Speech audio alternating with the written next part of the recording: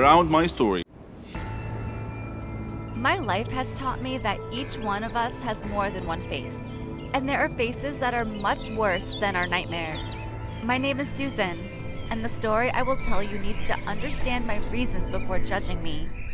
When I was in school, I was one of the celebrities that all the kids wanted to be with, including Josh, one of the school bullies, who was obsessed with me and tried to get close to me in every way. But I could not, because I had always rejected him. But also, this was not my reality, which I hid because my family was very poor, and I was embarrassed to show them to my friends or to anyone. And at that time, I became in relationship with my friend Max. And Max was one of the boys that I could call the idiots of the school, because he was very mean, and the rest of the students were surprised that I chose him. And despite this, all the students, even the bullies, including Josh, were afraid of Max and could never get close to him, which was strange. The days passed, and I left Max.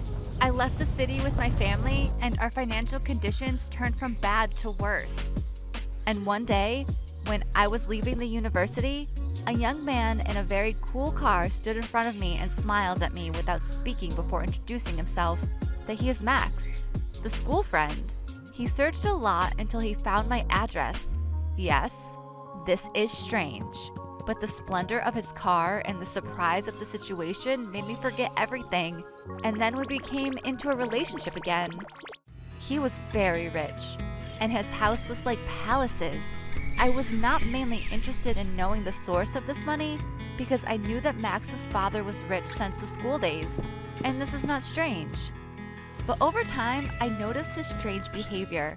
I became sure of my suspicions that there was something strange when I found a large quantity of drugs in one of Max's bags. At first I hid that, but at some point, I told him what I saw and that I knew he was a drug dealer.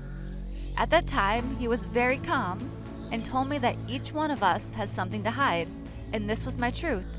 I was just a girl who had been lying that she was someone else all her life. But I couldn't bear this situation, and that's why I called the police.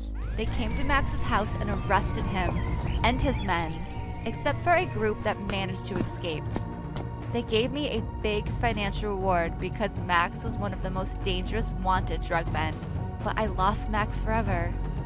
Of course, it was not true love, but this does not prevent that it caused me great pain. I decided to leave all this and go back to my family, but I did not find them and received a message. My family was kidnapped by Max's men, and they asked me to come to a place on the outskirts of the city if I wanted to see them again. Everything collapsed in my mind, and I felt like I was in a nightmare, and there was no solution for me other than to listen to their words and go to that place. There, Max's men came out to me with my family in handcuffs. For a moment, I was about to cry, but I held on. Immediately, the shooting started between the police and Max's men, as I told the police what happened and they were hiding in the place. At that time, a bullet hit my brother. The gangsters were arrested while I broke down. And I met Josh again, the school bully in the past, who was then one of the policemen who arrested the gangsters.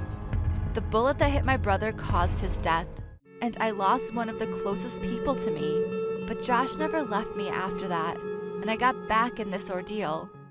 At that time, I made sure that I was stupid when I rejected him a long time ago and chose a fake face, just as I was fake too. Before this summer, I had zero experience with dating apps. Tinder wasn't even released until 2 years after my long-term relationship ended. During 7 years of my relationship, I had played around on my friends' apps, but never swiped left or right. Finding myself suddenly single at the beginning of the summer and in desperate need of distraction, I dove headfirst into the pool of online dating.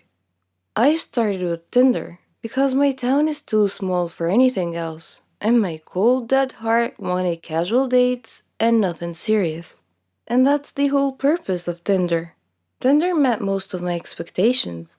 I went on a handful of dates, met some cool guys, and some not so cool guys. I even hung out with a few truly interesting people, like a radio DJ who runs a wedding business on the side.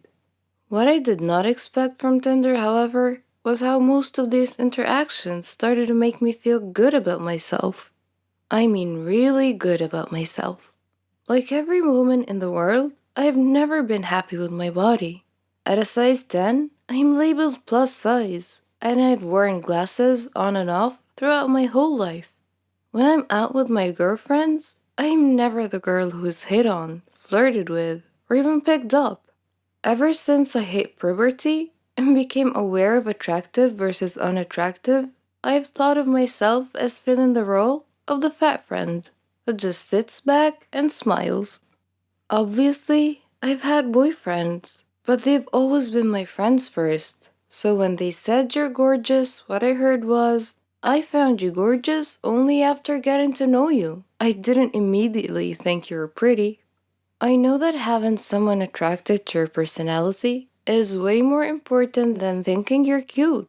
But I wouldn't hate having just one guy who doesn't know me at all tell me that I'm attractive. Friends, family, and boyfriends, I don't believe. But a total stranger, that person, I might actually listen to. This brings us back to Tinder. One of my first nights using the app, a friend and I sat on my back deck and decided who to swipe left and right on. With each it's a match, we laughed and looked into the guy's profile a bit more. After the third match, I said, "These guys are just judging me on my appearance, right?" And my friend nodded.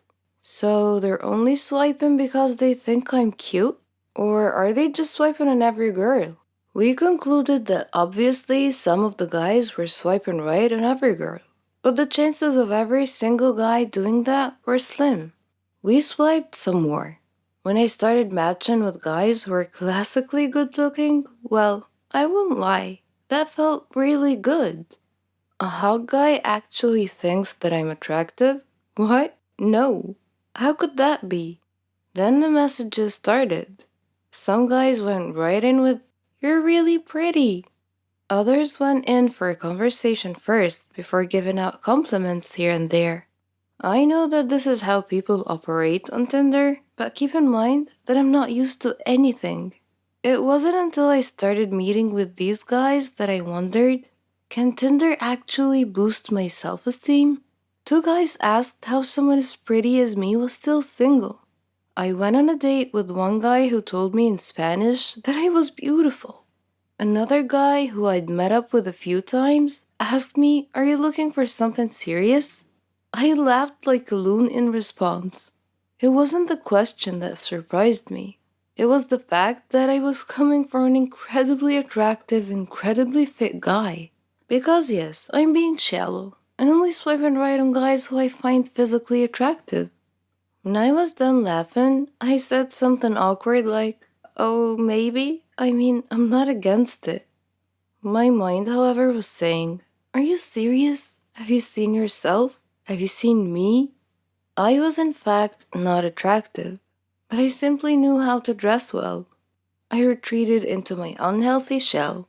Soon after that guy, I hung out with a sweet, nerdy medical student who was in town on a vacation. We got along well. The next day, as we met up again, he seemed shocked that I was on a second date. He kept repeating, "You're just so beautiful. I never get to do things like this." I don't know how to respond to compliments. And the medical boy shook his head. He said, "Don't do that. Don't body shame yourself. You're so attractive. Have you seen yourself? You're gorgeous." Something about that guy made my typical self-hate thoughts start to lose hold. Again, I know that this is the type of stuff people say on Tinder, but let's be honest, why put in the extra effort? Unless it's true. Somewhere between the casual Tinder chats, the handful of dates, my mind circled a new thought. Am I attractive? I stared at myself in my full-length mirror. I tried to see what these guys saw. Guys who did not know me at all. Guys who are not being swayed by my personality. And guys who have no reason to compliment me because I'm not looking for another relationship anytime soon. Suddenly I started to see it. Where I used to see unsightly lumps and a stomach I sucked in before turning off the lights, now I see a healthy, curvy, and dare I say it, slender body. Friends, family, and boyfriends have always told me that I'm attractive, but it wasn't until these strangers started repeating it over and over that I actually started to hear it. So, which is boosting my self esteem? Tinder or just plain dating? Or are they working in with one another because without Tinder, I probably wouldn't be dating at all? Romantically, I tend not to put myself out there. I typically wouldn't approach a guy and try flirting with him, for fear of rejection, of course. With Tinder, however, just matching with someone seems to lessen the fear of rejection. Whether you matched with them because they're genuinely interested, or you matched because they're saying yes to everyone, seeing that it's a match message eases a tiny bit of the tension that goes into dating. Whether it's thanks to Tinder or not, in the past few months I've discovered newfound confidence. When someone compliments me, I say thank you instead of responding with a self hatred joke. When I meet a date for the first time, I work at being my usual chatty, sarcastic self rather than being shy and quiet. I have flirted with guys and even gave a random musician my number. For once in my life, I feel like I'm someone worth dating, rather than fearing my significant other might be too good for me. Did Tinder give me this confidence boost? Or am I just getting older and wiser? I don't know for sure. But what I do know is that I'm not going to stop online dating anytime soon.